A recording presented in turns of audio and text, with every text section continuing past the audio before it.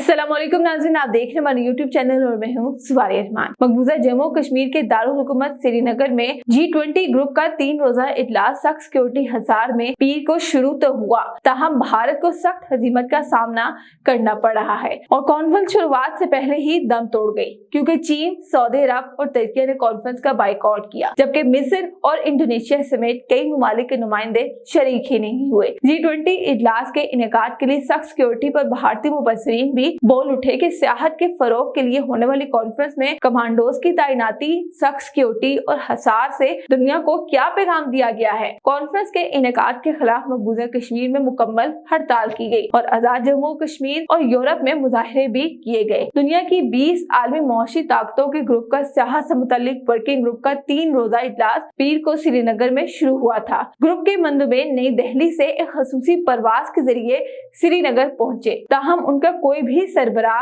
G20 के मंदुबेन में शामिल नहीं था। श्रीनगर पहुंचते ही उनके शेड्यूल में तब्दीली कर दी गई। भारतीय हुकूमत ने सिक्योरिटी खदशात के बाइस मंदुबेन के श्रीनगर से 51 किलोमीटर शुमाल मगरिब में वाक़िया सेहत अफजा मुकाम गुलमर्ग का दौरा मंसूख कर दिया। पहले शेड्यूल के मुताबिक मंदुबेन को 24 मई बरोज बुध का पूरा दिन सेहत अफजा मुकाम गुलमर्ग में गुजारना था। भारतीय टीवी के मुताबिक गुलमर्ग में मंदुबेन पर हमला हो सकता है। भारतीय मीडिया की रिपोर्ट्स के मुताबिक मुसलमान अक्सरियत वाले तीनों मुल्कों ने इस इजलास में शिरकत के लिए अपने वफूद की रजिस्ट्रेशन नहीं कराई। यूं भारत को इजलास के आगाज में ही सख्त हजीमत का सामना करना पड़ रहा है और कॉन्फ्रेंस शुरुआत से पहले ही दम तोड़ गई है।